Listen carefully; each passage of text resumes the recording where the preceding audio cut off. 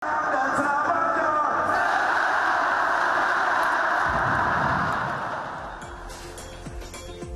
insiden robohnya pagar pembatas Tribun Utara Stadion, Gubernur DKI Jakarta Anies Baswedan resmi meluncurkan Jakarta International Stadium sebagai kandang baru tim Macan Kemayoran.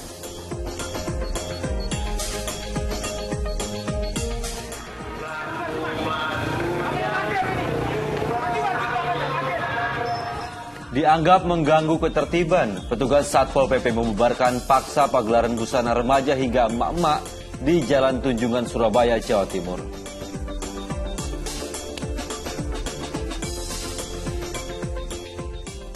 Sebagai salah satu orang terakhir yang berkomunikasi kekasih Brigadir Yosua, diperiksa tim penyidik Mabes Polri.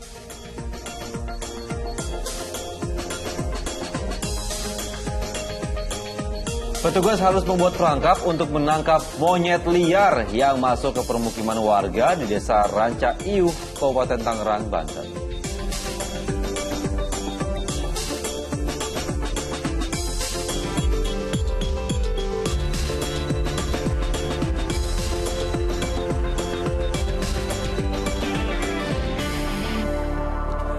Halo, selamat pagi. Senang sekali saya Dani Maulana. Dan saya Utri Farza kembali menjumpai Anda pada Fokus Pagi hari ini, awal pekan, Senin 25 Juli 2022.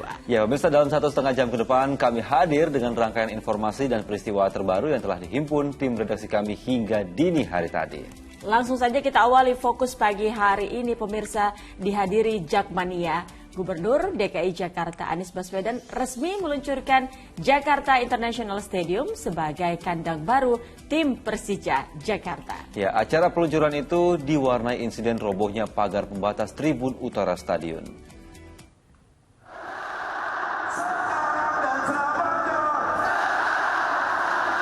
Peluncuran Jakarta International Stadium diwarnai insiden robohnya pagar pembatas Tribun Utara Stadion sebelum pertandingan persahabatan antara Persija dan Canberra. Akibatnya sejumlah penonton jatuh ke dalam lapangan meski tidak ada laporan korban luka setelah kejadian. Diduga pagar pembatas tersebut roboh karena tidak dapat menahan beban penonton yang duduk di atasnya. Atas insiden ini, PT Jakpro akan mengevaluasi menyeluruh untuk mengecek ketahanan dan keamanan tribun. Pagar. Saya rasa tadi semangatnya luar biasa tinggi, dan ini adalah kali pertama ini semua digunakan. Pada kesempatan ini, Gubernur DKI Jakarta Anies Baswedan resmi meluncurkan Jakarta International Stadium yang merupakan penunaian janji dirinya kepada The Jakmania. Rencananya, JIS akan digunakan sebagai kandang Persija Jakarta pada ajang BRI Liga 1 musim ini. Selain pertandingan persahabatan, acara peluncuran juga dimeriahkan oleh konser musik dan pertunjukan laser. Glenn Joshua dan Ahmad Teguh melaporkan dari Jakarta. Kita beralih ke informasi lain, sebuah rumah di Ponorogo, Jawa Timur ludes dilalap api. Sang pemilik rumah tewas terpanggang dalam kepungan api.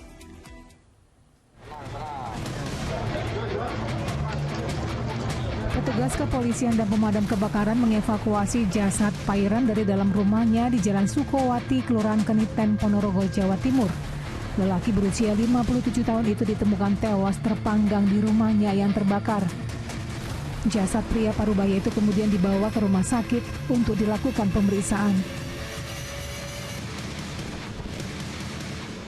Peristiwa kebakaran itu terjadi pada Minggu siang. Saat api berkobar, korban berada di dalam rumah sendirian dengan kondisi sedang sakit.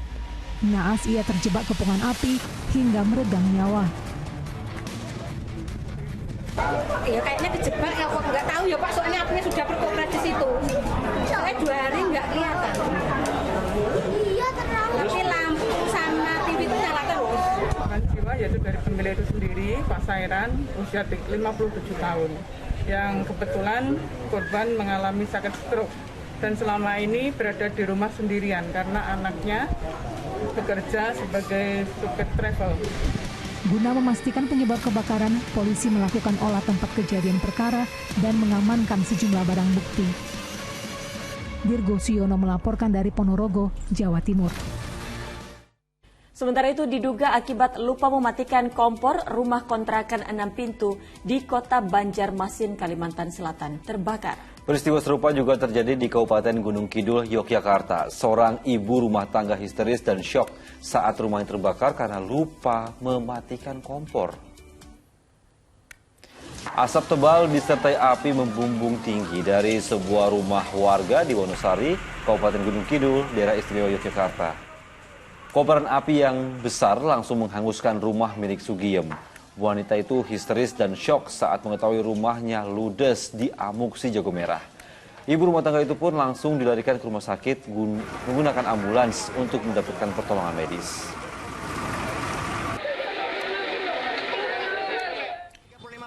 Sementara itu, kobaran api disertai asap pekan membubung tinggi di Gang Mahfudz, kawasan Es Parman, Banjarmasin Barat.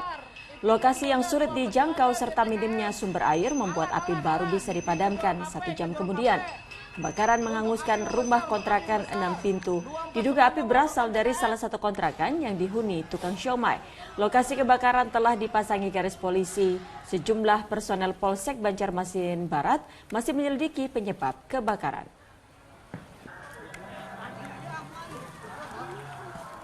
Pemirsa, Panglima TNI Jenderal Andika Perkasa memastikan Kopral 2 Muslimin terduga utama pembunuhan istrinya sendiri di Semarang, Jawa Tengah. Sementara karena kesehatannya menurun, perawatan Rina Wulandari, istri Kopda Muslimin pindah ke Rumah Sakit Umum Pusat Dr. Karyadi, Semarang.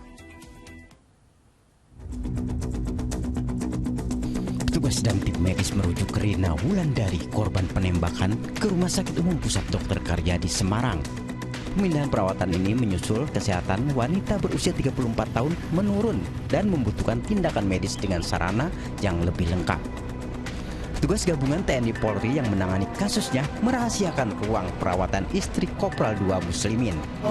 Dia nanya anaknya, ibu suruh jaga. Sudah bisa dahar, Bu? Makan daharnya kan pakai infus ya? Iya. Masih infus. Iya, sementara yang lembut-lembut itu loh. Lukanya katanya di bagian mana, Bu? Nggak berani lihat. Setelah berhasil meringkus 5 orang tersangka dan menyita sejumlah barang bukti termasuk sepeda motor dan senjata api dalam kasus penembakan ini, tim gabungan terus mendalami penyidikannya. Hasil penyelidikan sementara diduga para tersangka menjadi suruhan suami korban sendiri dengan imbalan uang ratusan juta rupiah. Telah melakukan penangkapan terhadap 5 tersangka, di mana statusnya 4 tersangka adalah eksekutor lapangan langsung, 4 orang yang di lapangan pada saat kejadian. Kemudian 1 lagi adalah tersangka yang menyediakan senjata api yang digunakan oleh para pelaku untuk melakukan penembakan. Panglima TNI Jenderal Andika Perkasa pun kembali memastikan dugaan keterlibatan Kopda Muslimin dalam penembakan tersebut. Bahkan Panglima menyebut suami korban merupakan dalangnya. Masih hilang adalah mastermind-nya ini, yaitu suami korban sendiri. Karena dari semua keterangan saksi menunjuk ke suami korban, Kopral 2M. Jadi ini yang kita terus kejar, tetapi juga kita sudah siapkan pasal-pasal semua yang relevan kita kenakan. Rina Wulandari, istri anggota TNI, menjadi korban penembakan sejumlah orang bersepeda motor saat korban sedang bersama anaknya di depan rumah di kawasan Banyumanik, Semarang, Jawa Tengah. Dalam keadaan luka tembak di bagian perutnya, korban pun sempat berjibaku untuk melindungi buah hatinya. Agus Hermanto dan Triwibowo melaporkan dari Semarang, Jawa Tengah dan Jakarta. Makin populernya lokasi Citayam Fashion Week dimanfaatkan aktivis lingkungan hidup untuk menggelar peragaan busana dari sampah plastik. Ya, guna mencegah kepadatan warga, petugas kepolisian ini harus menutup salah satu ruas jalan untuk mengurai kemacetan kendaraan yang datang dari Senayan menuju ke arah Bundaran HI. Citayam Fashion Week yang digunakan komunitas anak muda Sudirman, Citayam, Bojonggede, dan Depok atau SCBD di kawasan Stasiun Dukuh Atas makin ramai dikunjungi warga, terutama di hari bebas kendaraan. Hal ini dimanfaatkan aktivis lingkungan hidup untuk mengkampanyekan buruknya penggunaan plastik sekali pakai. Mereka menggelar peragaan busana di atas zebra cross dengan menggunakan berbagai sampah plastik sekali pakai, seperti saset minuman atau galon sekali pakai.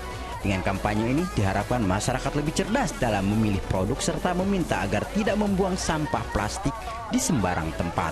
Banyak sekali perusahaan yang masih belum bertanggung jawab secara penuh terhadap plastik yang mereka hasilkan dalam bentuk saset atau plastik sekali pakai, dan ini mengotori Indonesia. Sementara itu, mencegah kepadatan warga yang akan melihat Citayam Fashion Week pada Minggu malam, Satlantas Polrestro Jakarta Pusat menutup salah satu ruas jalan. Petugas juga mengurai kemacetan arus lalu lintas kendaraan yang datang dari Senayan menuju Bundaran HI. Untuk arus lalu lintas mesti kita kelola dengan baik agar nanti perjalanan para pengguna jalan bisa lancar. Jelang tengah malam, pengunjung Citayam Fashion Week kian membludak, memaksa petugas gabungan terus mengimbau agar pengunjung tertib dan tidak menggunakan zebra cross sebagai ajang fashion street. Petugas juga meminta agar pengunjung tetap mematuhi protokol kesehatan, memakai masker. Para pengunjung di kawasan ini akhirnya diminta untuk membubarkan diri setelah memasuki pukul 10 malam. Tim Liputan melaporkan dari Jakarta.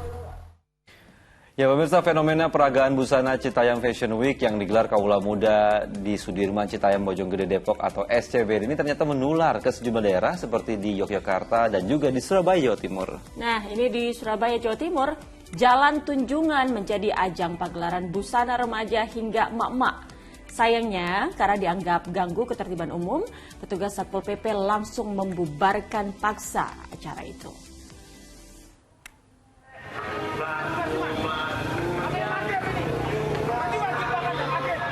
Tak ingin kalah dengan pagelaran busana Sudirman Citayam Bojonggede Depok atau SCBD di ibu kota, para remaja hingga mak-mak di Surabaya, Jawa Timur pun menggelar acara serupa.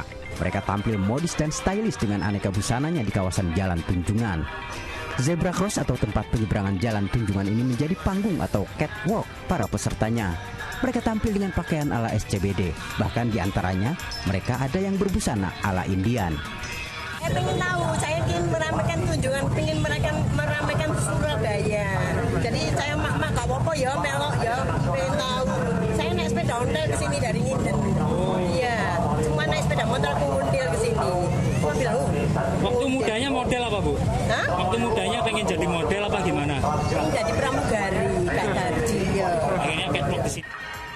Karena banyak pengunjung hingga memenuhi jalanan hingga dianggap mengganggu arus lalu lintas, memaksa petugas Satpol PP dan Dinas Perhubungan setempat langsung membubarkan paksa acara tersebut.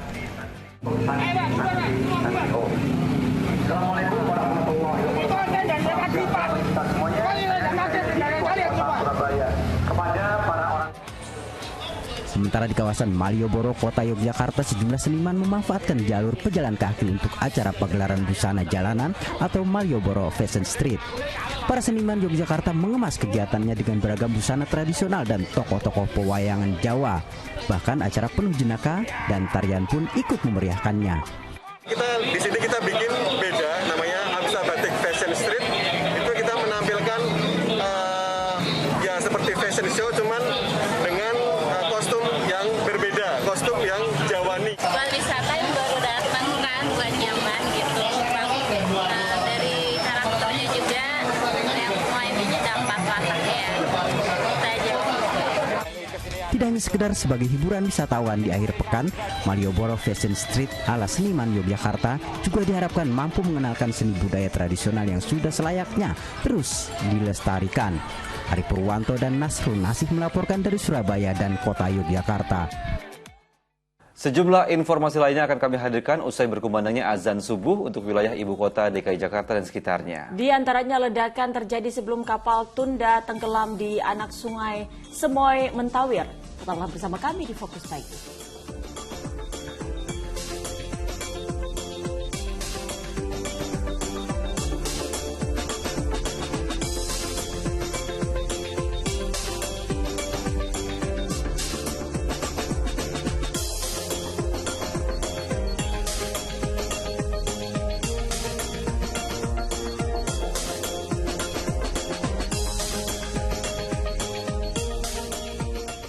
Selamat menunaikan ibadah salat subuh untuk Anda warga DKI Jakarta di sekitarnya. Kini kita lanjutkan informasi di Fokus Pagi. Panglima TNI Jenderal Andika Perkasa mengatakan dokter forensik dari RSPAD Gatot Subroto akan terlibat dalam proses autopsi ulang jenazah Brigadir Yosua pada hari Rabu.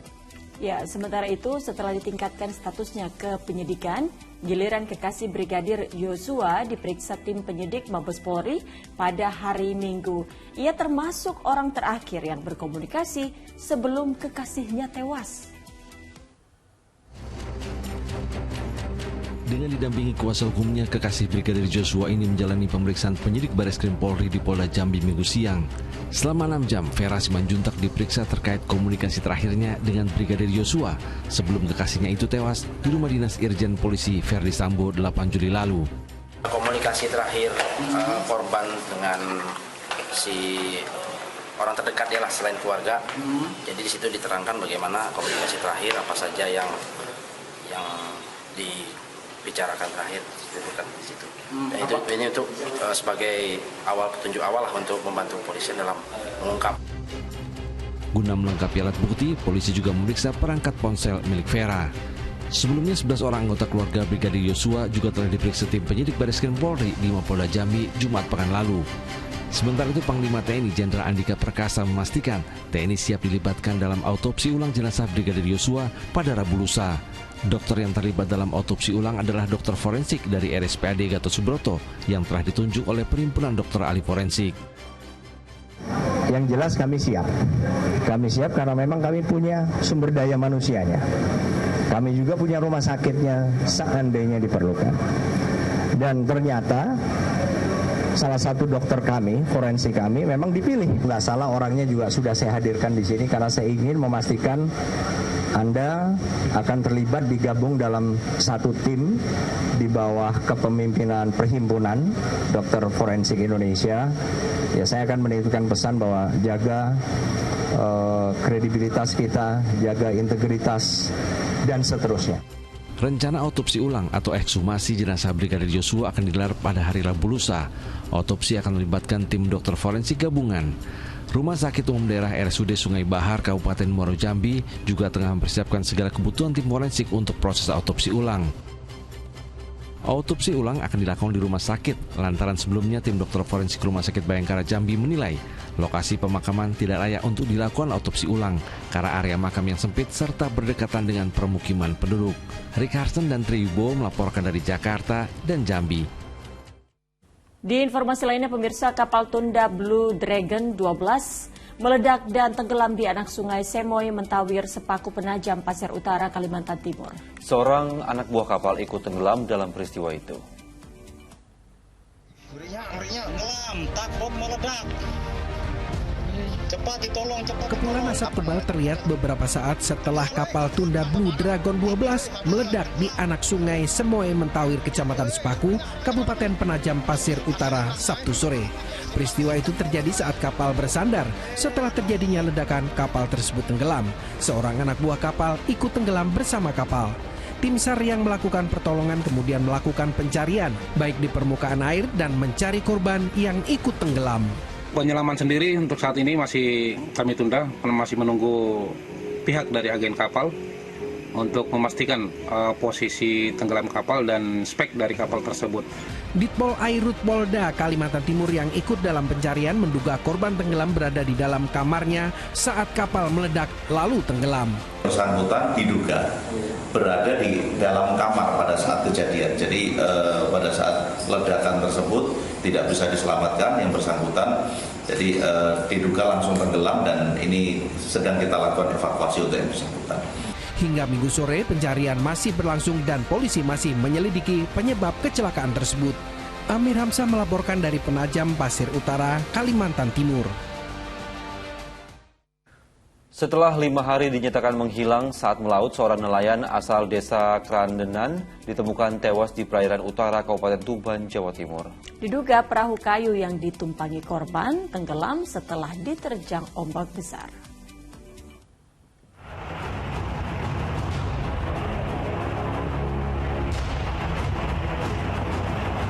Tim SAR gabungan dibantu nelayan langsung mengevakuasi jasad Hendin yang ditemukan tewas setelah menghilang saat melaut.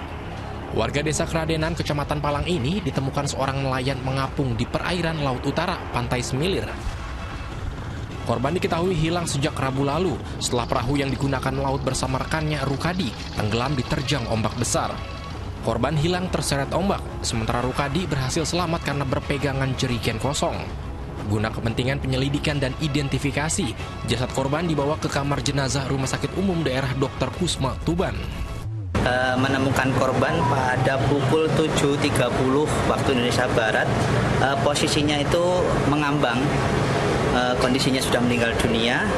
Tepatnya posisinya di timur laut TPPI, jaraknya kurang lebih 17 km dari pantai di Desa Mentoso, Kecamatan Jenung. Setelah dilakukan visum, jasad korban langsung diserahkan kepada pihak keluarga untuk dimakamkan. Sapari Ranuwijaya melaporkan dari Tuban, Jawa Timur. Dari Sulawesi Selatan, pemirsa, diduga dendam lama, dua kelompok warga di Kota Makassar terlibat saling serang menggunakan anak panah serta batu. Tawuran baru berhenti saat polisi tiba di lokasi kejadian.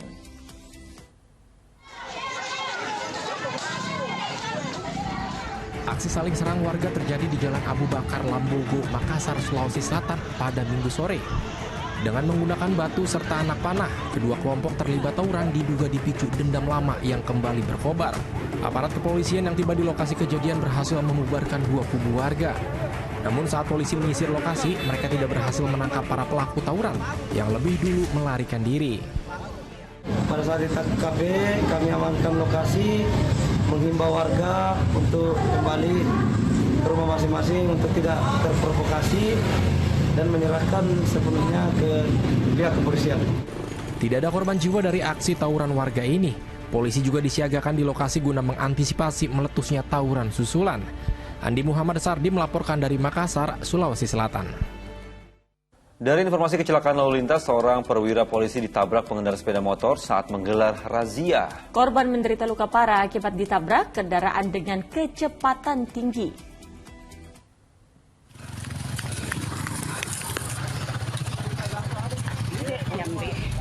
Polisi seketika menyelamatkan Ibda Afrizon yang baru saja ditabrak pengendara motor. Tabrakan berawal saat Kanit Pengaturan Jalan dan Pengawalan Lalu Lintas Polres Pariaman ini tengah menggelar razia di Jalan Raya Padusunan Kota Pariaman. Pelaku yang mengendarai sepeda motor tak memenuhi standar kelayakan dihentikan oleh korban. Bukannya berhenti, pelaku malah tancap gas dengan kecepatan tinggi hingga menabrak Ibda Afrizon. Korban mengalami luka berat sehingga harus dirujuk ke Rumah Sakit Muhammad Jamil, Padang. Sedangkan pelaku menderita luka di kepala dan tangan. Lalu di stop nggak mau berhenti, justru tambah tancap gas dan mengakibatkan tabrakan, yaitu sepeda motor tersebut menabrak kanit patroli kami. Dianggap ada unsur kesengajaan. Kini tersangka dikenai pasal berlapis tentang penganiayaan, melawan petugas, serta percobaan pembunuhan dengan ancaman hukuman di atas 5 tahun penjara. Arset Kusnadi melaporkan dari Pariaman, Sumatera Barat. Seorang pengendara motor di Sumedang, Jawa Barat jatuh ke jurang sedalam 50 meter. Ya, remaja itu pun akhirnya meninggal di tempat. Di bawah nyadak tanduk ke dianya. Warga heboh saat mengetahui seorang pengendara motor jatuh ke jurang sedalam 50 meter di Sumedang, Jawa Barat. Awalnya remaja berusia 18 tahun itu sedang dalam perjalanan menjemput orang tuanya. Diduga hilang kendali saat melintasi jembatan Dano. Motornya lalu menabrak pembatas jalan. Korban pun jatuh ke jurang. Motornya tergeletak di pinggir jembatan. Cuma pas mau lewat, mau ke rumah temen, ada kecelakaan. Pas dilihat motor, ternyata tahu motor siapa dan ditelepon orangnya. Emang benar lagi ngejemput orang tuanya, mau ngejemput orang tuanya, tekor pak, tekor, menabrak pembatas jalan. Korban ditemukan dalam keadaan sudah meninggal dunia di dasar Sungai Cipeles oleh warga yang sedang mencari ikan tak jauh dari bawah jembatan.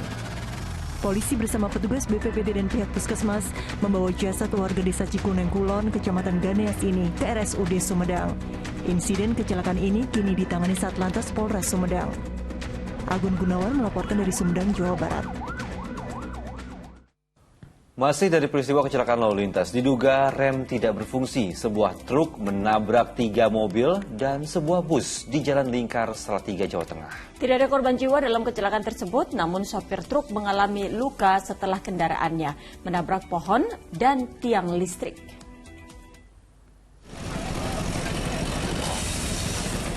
Kondisi truk box yang mengangkut minyak kemasan rusak di bagian kabin setelah menabrak pohon dan tiang listrik.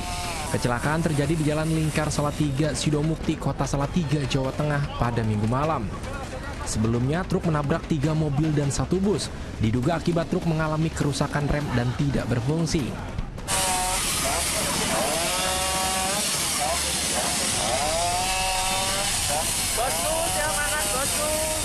Petugas harus membersihkan bekas pecahan kaca dan ranting pohon yang berserakan di jalan raya agar bisa dilalui. Dari hasil olah TKP, polisi menduga penyebab kecelakaan akibat rem truk box tidak berfungsi. Untuk korban luka 1 yaitu sopir, untuk yang lainnya tidak apa-apa, selamat. Total KBM yang terlibat berapa ini? Ada 3, yaitu truk muatan minyak dalam kemasan, kemudian mobil Genio, kemudian Toyota Calya. Demikian. Terus truk itu berhenti setelah menabrak pohon atau seperti apa? Ya, truk itu berhenti menabrak pohon dan ada pal listrik, kemudian dia masuk ke dalam saluran parit. Akibat kecelakaan di Jalan Lingkar Salatiga, arus lalu lintas menjadi tersendat dan dilakukan kontraflow untuk merekayasa arus agar tidak macet. Seluruh kendaraan yang terlibat kecelakaan dievakuasi ke kantor Satlantas Polres Salatiga. Yulianto melaporkan dari Kota Salatiga, Jawa Tengah. Tergulingnya sebuah mikrobus di Magetan, Jawa Timur merenggut nyawa seorang bocah yang turut dalam rombongan pengantin. Sementara itu di Palembang, seorang pria muda tewas setelah motornya menghantam trotoar. Kecelakaan maut yang merenggut nyawa seorang pengendara motor terjadi tepat di bawah stasiun LRT Cimde di Jalan Jenderal Sudirman, Palembang, Sumatera Selatan pada hari Minggu dini hari. Peristiwa bermula saat korban melaju dalam kecepatan tinggi dari arah simpang Rumah Sakit Karitas menuju ke arah Bundaran Air Mancur Masjid Agung Palembang.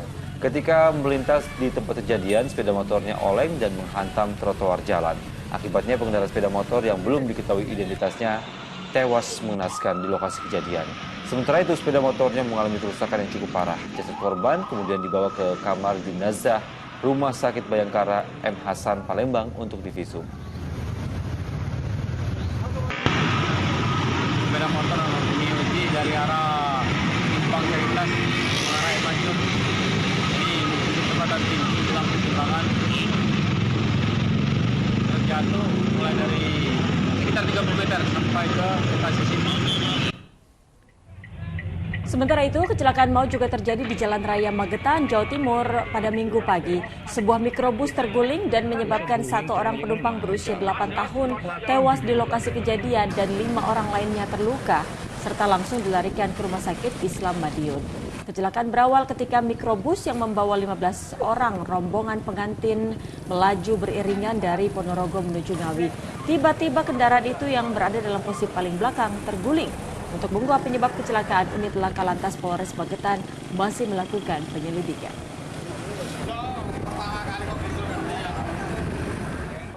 Di informasi lainnya, seekor monyet liar masuk ke permukiman warga Desa Ranca Iuh, Kecamatan Panongan, Kabupaten Tangerang, Banten. Ya, petugas damkar terpaksa membuat jebakan lantaran monyet liar tersebut sulit dievakuasi.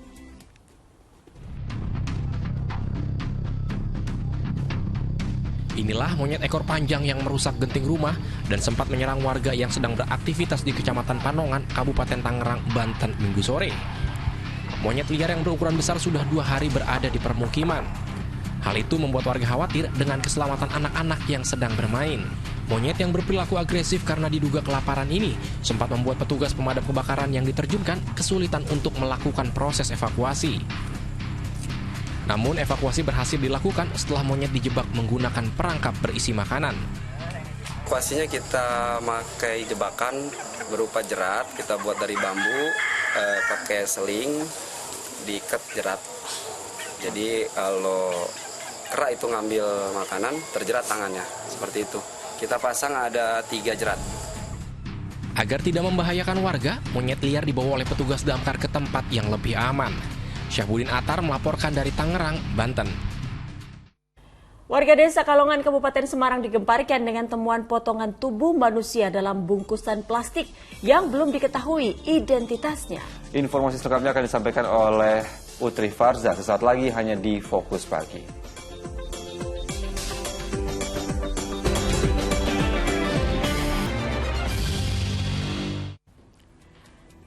Anda kembali menyaksikan Fokus Pagi bersama saya Utri Farza. Pemirsa, aksi penyerangan secara brutal yang dilakukan sekelompok pemuda terhadap karyawan pabrik di kawasan Batu Ceper, Tangerang terekam kamera pengawas atau CCTV.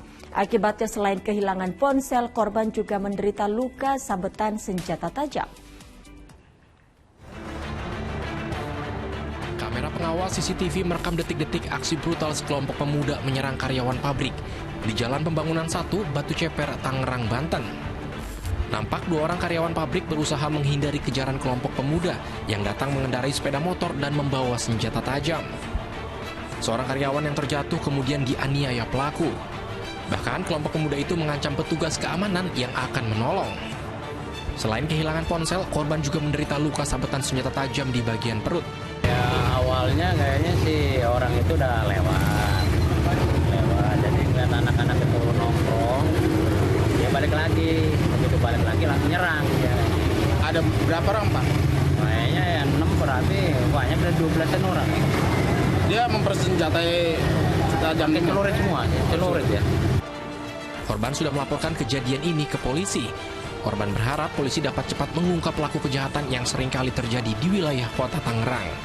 Taufik Saleh melaporkan dari Tangerang, Banten. Sementara itu, seorang pria babak belur setelah dihajar puluhan orang di Cianjur, Jawa Barat. Pria itu jadi sasaran amuk massa setelah terpergok menjamret ponsel seorang wanita yang tengah mengendarai motor.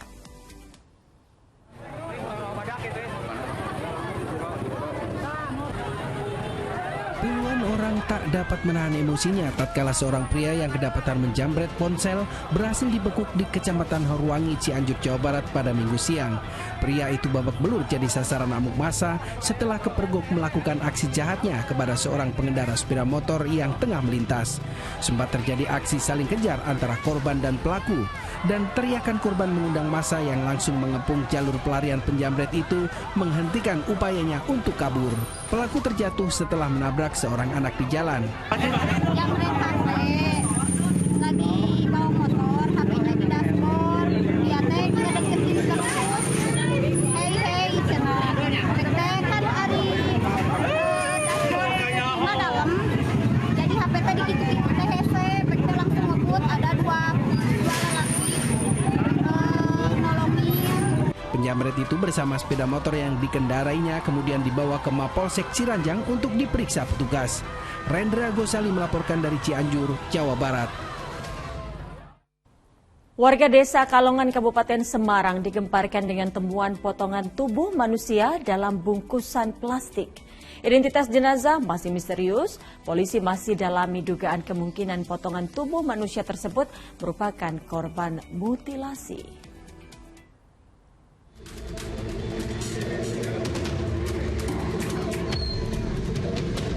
Tim Inafis Polres Semarang memeriksa temuan potongan tubuh manusia yang dibungkus kantong plastik.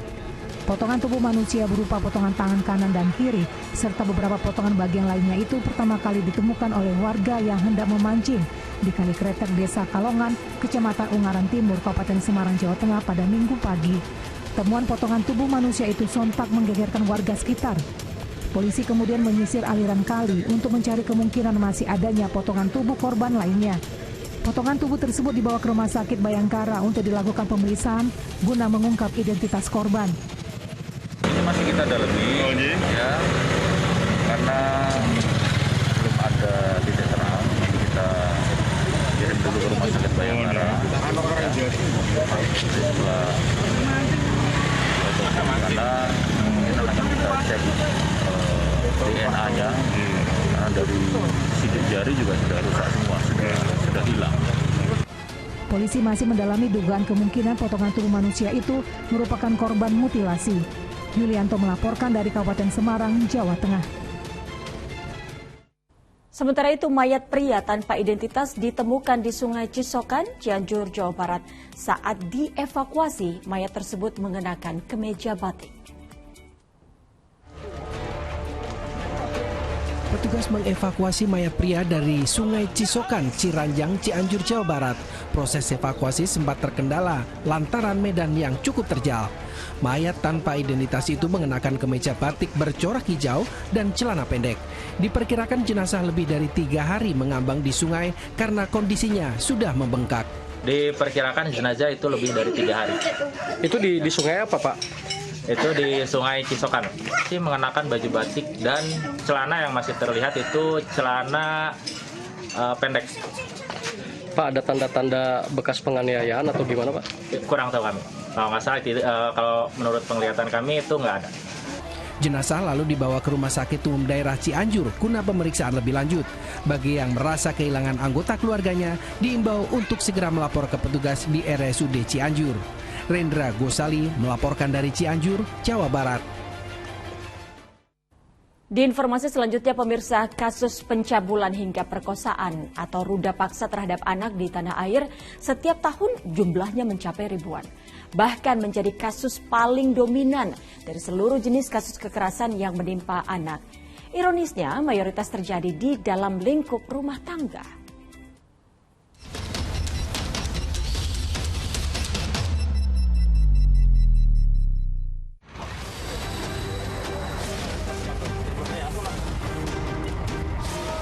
Polisi menangkap seorang pria warga Gandus, Palembang lantaran menyetubui anak kandungnya sejak tahun 2021. Di bawah ancaman, korban yang masih berusia 14 tahun berulang kali dipaksa melayani nafsu bejat sang ayah. Derita yang sama juga harus ditanggung seorang anak perempuan berusia 12 tahun di Muara Enim, Sumatera Selatan. Puluhan kali ia disetubui ayah kandungnya yang menduda dan kecanduan menonton film dewasa. Tak kalah tragis, nasib seorang gadis kecil di Garut, Jawa Barat yang hamil akibat berulang kali disetubui ayah kandungnya. Ironisnya, pelaku berdalih merasa menyetubui istrinya yang telah 6 tahun meninggal dunia. Tersangka mimpi melakukan hubungan badan dengan istri atau almarhumah istrinya. Dan ketika terbangun, melihat bahwa korban ini seperti selayaknya istrinya sendiri. Tingginya kasus kekerasan terhadap anak terekam dalam Simfoni atau Sistem Informasi Online Kementerian Pemberdayaan Perempuan dan Anak.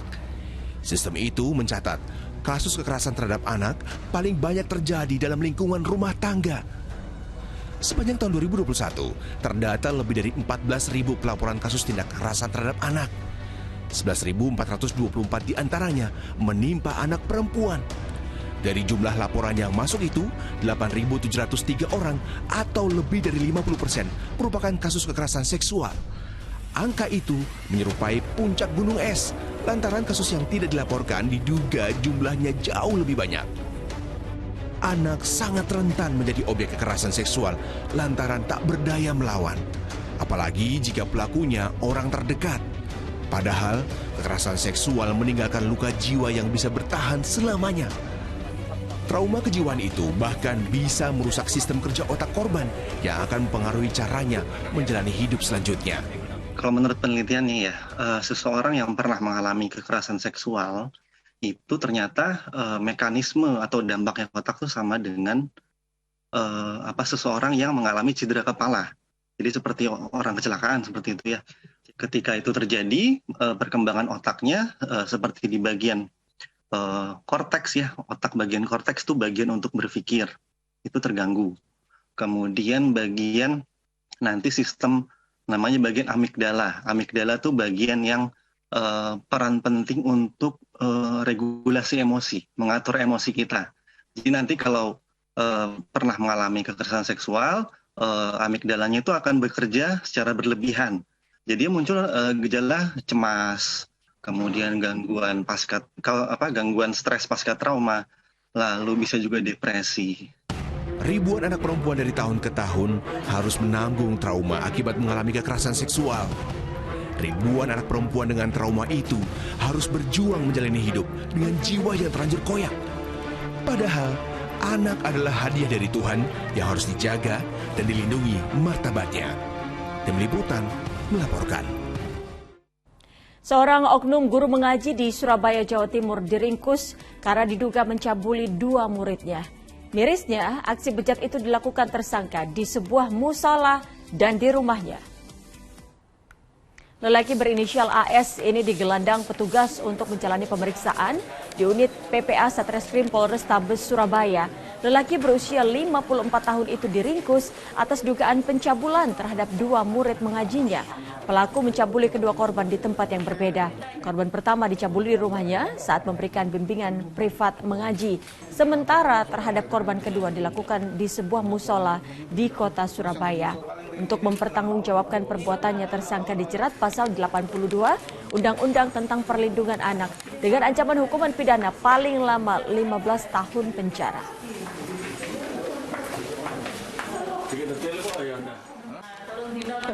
Ada 2 korban dengan modus operandi. Yang pertama, korban yaitu dilas privat ngaji, kemudian dilakukan pencabulan oleh pelaku berinisial A. Yang kedua, korban kedua adalah saat di musola. Saat itu pelaku sedang menghitung uang kotak amal, kemudian pada saat korban lewat dipanggil, kemudian dilakukanlah perbuatan cabul. Isak tangis dan kepanikan karyawan tak terhindarkan saat kobaran api menghanguskan gudang kabel. Informasinya akan kami hadirkan usai pariwara bersama Dani Maulana.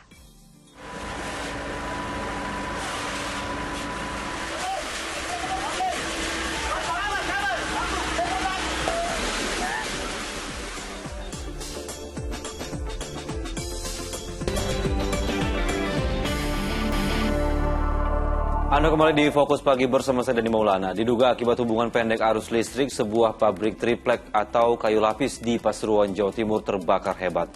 Sementara kejadian serupa melanda gudang penyimpanan kabel di Makassar, Sulawesi Selatan.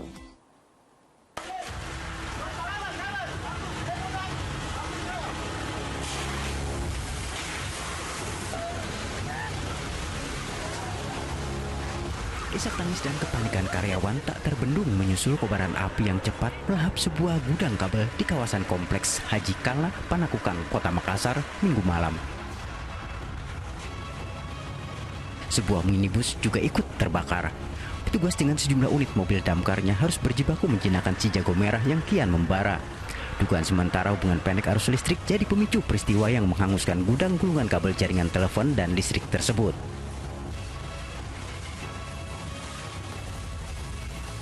Tempat tinggal kah atau kantor atau apa? Jadi sepertinya gudang Pak. Iya, kalau malam yang punya rumah itu tinggalkan. Tadi sempat ada percikan arus listrik itu kenapa bisa Pak? Jadi diperkirakan ini konslet. Jadi tadi aliran listrik masih nyala.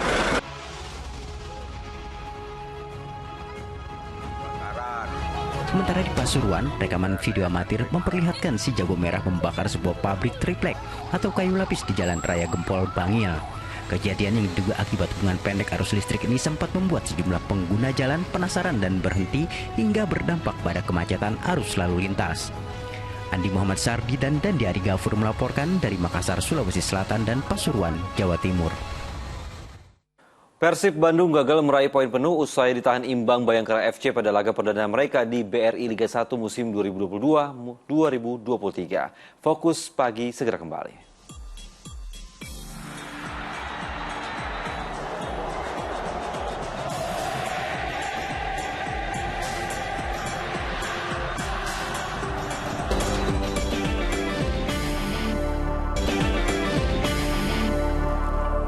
Anda kembali di Fokus Pagi bersama saya Dani Maulana. Dan saya Utri Farza. Pemirsa, beragam cara dilakukan untuk menyemarakan peringatan Hari Anak Nasional. Ya, salah satunya adalah pemberian permainan tradisional sebagai upaya mengurangi kecanduan anak-anak dari penggunaan gadget.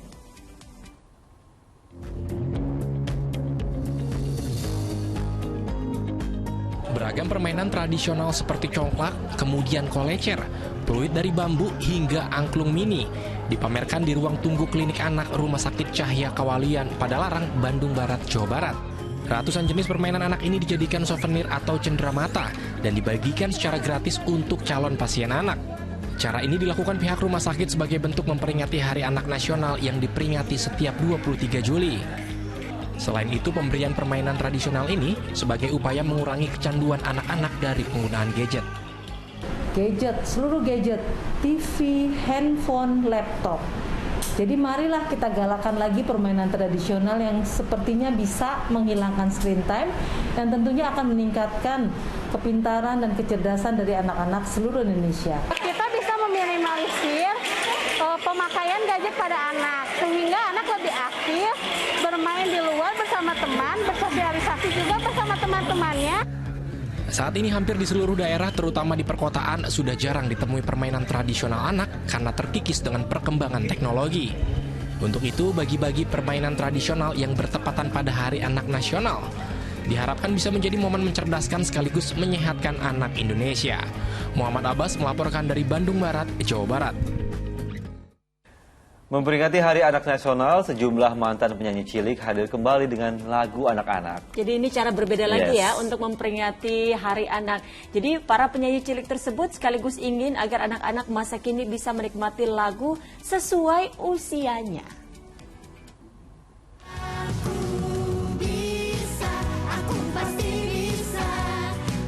Hayo, siapa yang berasa nostalgia dengan lagu ini? Yap, lagu anak yang dulu populer tahun 2000-an kini kembali hadir dengan warna baru. Kita sesama mantan penyanyi cilik gitu yang tergabung dalam Selamatkan Lagu Anak ataupun Save Lagu Anak yang ikut bergerak dalam kampanye ini, kita semua semangat kok untuk terus bisa melestarikan lagu anak Indonesia, untuk bisa raising awareness terus ke seluruh masyarakat untuk dengerin, nyanyikan, dan suguhkan lagu anak Indonesia ke anak-anak Indonesia gitu. Jadi pasti ke depannya akan terus berkarya.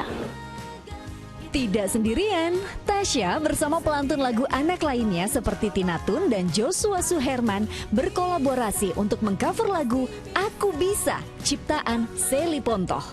Kayaknya kalau lagu zaman dulu tuh ada tuntutan untuk edukatif ya. Makanya dulu juga laguku tuh dipaksa-paksain edukatif gitu sebenarnya, kayak ya banyak lah lagu-lagu yang ini harus ada pelajarannya di sini gitu, dan memang tujuannya memang untuk edukasi kan, banyak lagu-lagu seperti itu. Dan ini proyekan baru lagi, jadi seneng sih gitu ya, karena kan sebelumnya kan kita udah bikin single, terus bikin campaign gitu kan untuk melestarikan lagu anak gitu kan, tapi sekarang kemarin sempat vakum, nah sekarang mau bikin single lagi. Jadi kan lagu ini memberikan motivasi buat anak-anak yang mendengarkan bagaimana mereka bisa mencapai mimpinya, harapannya, atau mungkin target ke depannya apa. Aku bisa, aku pasti bisa, ku tak mau berputus asa. Wah, gemes banget ya, bocah-bocah cilik ikutan nyanyi demi memeriahkan Hari Anak Nasional 2022. Kira-kira apa ya kesulitannya? Sekarang sama kita waktu dulu jadi penyanyi cilik tuh udah nggak bisa disamain, dari segi musik, dari segi penggarapan musik lah terutama gitu, udah nggak bisa disamain. Jadi biasanya kita tuh memang lebih memikirkan suara apa atau sound apa sih yang sekarang tuh anak-anak lagi suka.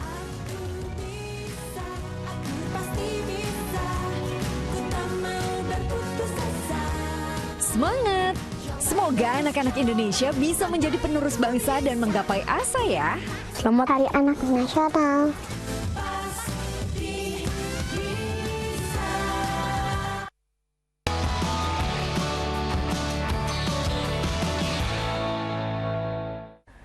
Kita beralih ke informasi lain pemirsa. Di tengah harga komoditas kebutuhan pokok yang sudah mulai menurun, tapi harga telur dan ayam potong di sejumlah pasar tradisional di Magetan, Jawa Timur ini masih cukup tinggi. Nah, kondisi tersebut dikeluhkan pedagang dan juga pembeli. Meski Hari Raya Idul Adha telah lewat, namun harga telur ayam di Pasar Sayur Magetan pada hari Minggu masih bertengger di harga Rp27.000 per kilogramnya. Padahal harga normal biasanya dijual sekitar Rp24.000 per kilogram. Harga ayam potong juga dirasakan masih tinggi, sekitar Rp37.000 per kilogram, sementara harga normal di kisaran Rp32.000. Naiknya harga telur ayam dan ayam potong menurut pedagang terjadi sejak beberapa bulan lalu dan belum ada tanda-tanda akan turun. Para pembeli nggih ngeluh, bagaimana kok nggak turun-turun, masih pancet. Dari lebaran hingga gini gitu ya? Iya. Itu telur sama daging ayam itu? Iya, daging ayam ya naik, telurnya ya naik. Ya seharusnya distabilkan, tapi dengan adanya apa Mas, bahan-bahannya memang sudah mahal, seharusnya ya memang harus begini. Kuat tidak kuat harus diangkat gitu loh. Bu, ini jadi dari lebaran sampai sekarang tak kunjung turun juga? Belum, warna turun sebentar terus naik lagi. Tidak hanya pedagang, tingginya harga telur dan daging ayam juga dirasakan pembeli yang berharap harganya kembali normal. Dirgo Suyono melaporkan dari Magetan, Jawa Timur.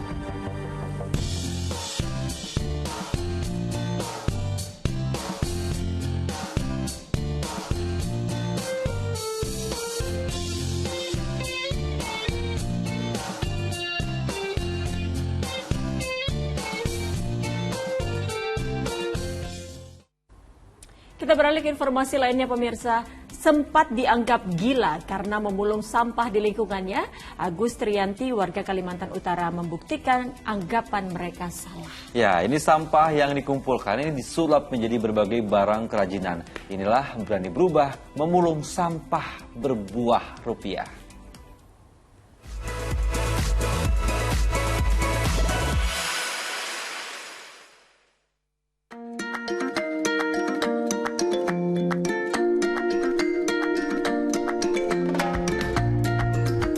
Pekerjaan sehari-hari saya ini mendaur ulang sampah menjadi berkah. Kebanyakan orang nggak mau megang sampah, jijik, kotor, tapi prinsip saya seperti lalat. Saya bilang mata lalat, kalau saya jalan itu kemana-mana mata saya liar untuk melihat sampah yang bisa saya olah menjadi suatu barang yang indah atau bernilai jual.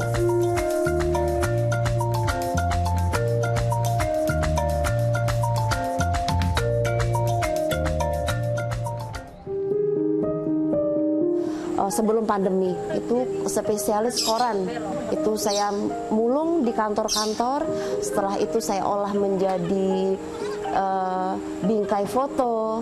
Nah, 1,5 juta per bingkai foto itu dikirim ke Jakarta.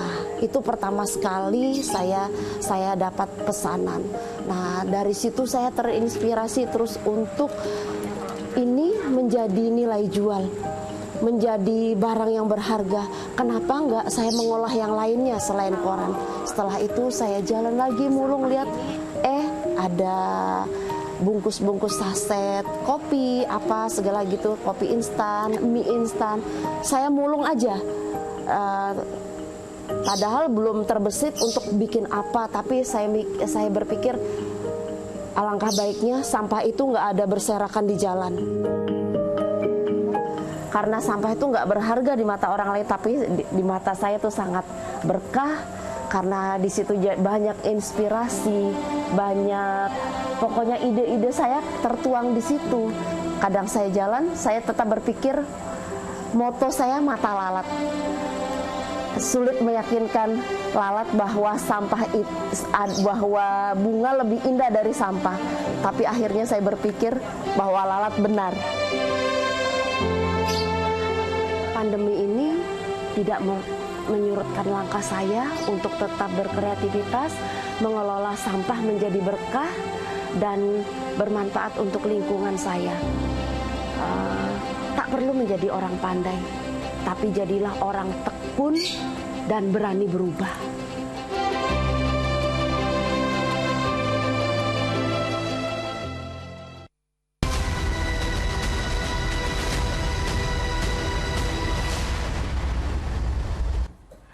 Kini kita menuju ke ajang BRI Liga 1. Borneo FC berhasil membalas kekalahannya di final Piala Presiden 2022 dengan menundukkan Arema FC dengan skor 3-0. Ya, Ahmad Hardianto jadi pahlawan kemenangan Borneo lewat 2 gol yang dicetaknya di 5 menit awal.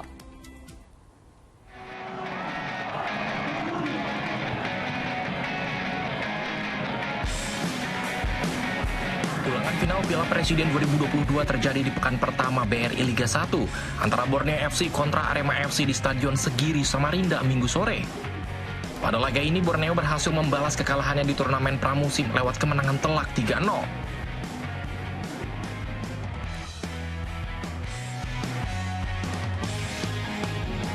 Bermain di rumah sendiri, Pesut Etam tampil menekan sejak awal laga. Baru 5 menit laga berjalan, tuan rumah sudah unggul 2-0 lewat gol yang dicetak Ahmad Hardianto pada menit kedua dan menit kelima.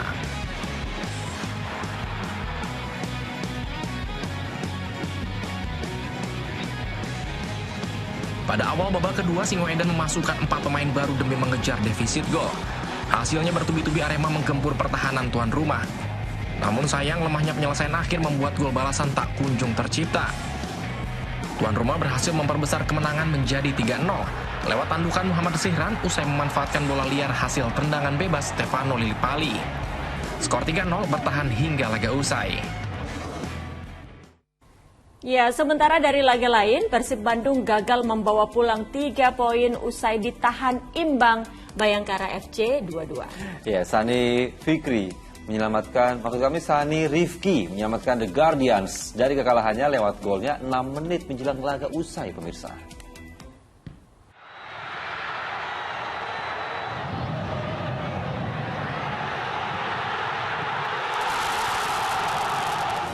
Persib Bandung harus puas berbagi poin dengan Bayangkara FC setelah kedua tim bermain imbang 2-2 pada pekan pertama BRI Liga 1 di Stadion Wibawa Mukti, Bekasi Minggu malam. Permainan terbuka yang diperagakan kedua tim membuat duel bertajuk Super Big Match itu berlangsung menarik sejak awal laga. Pada menit ke-37, The Guardians unggul terlebih dahulu. Sepakan Yosef Ezejari menjebol gawang Fitrul Dwi Rustapa usai memanfaatkan kesalahan lini belakang Persib. Tak butuh waktu lama, Maung Bandung langsung membalas 4 menit kemudian. Tandukan Rahmat Irianto menggetarkan gawang Bayangkara dan mengubah papan skor menjadi 1-1.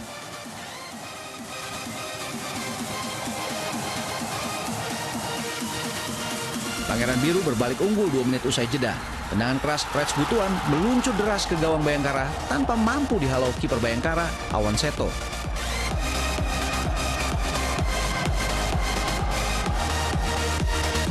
Bayangkara FC akhirnya terhindar dari kekalahan. Pada menit ke-84, tendangan bebas Hargianto berhasil disambut sundulan Sani Rifki dan mengubah skor menjadi 2-2. Hingga wasit meniup peluit akhir, tak ada gol tambahan yang tercipta. Skor 2-2 bertahan hingga akhir laga.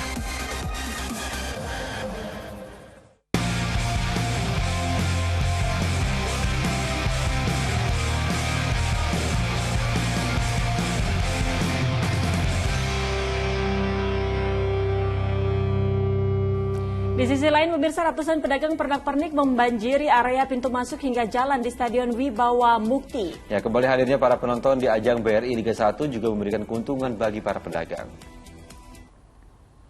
Para pedagang pernak-pernik Persib Bandung telah ramai menggelar lapak dagangannya sejak Minggu pagi. Padahal pertandingan baru dimulai malam hari. Layaknya supporter fanatik, salah satu pedagang bernama Nurdin selalu setia mengikuti kemanapun Persib bertanding. Mulai dari baju, topi hingga syal yang dijualnya laris diminati pembeli. Keuntungan yang didapat menjadi alasan bagi Nurdin untuk terus mengikuti agenda Persib. Adu kuat 2 tim promosi akan tersaji pekan pertama BRI Liga 1 antara Persis Solo menghadapi Dewa United. Di laga lainnya, Persebaya Surabaya akan bertandang ke Stadion Pakansari Bogor untuk menghadapi Persikabo.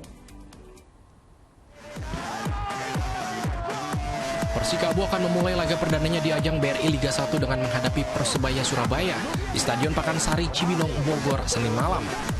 Kedua tim sama-sama tampil kurang maksimal di ajang Piala Presiden 2022. Laskar Pajajaran dan Bajul Ijo sama-sama tersingkir di fase grup.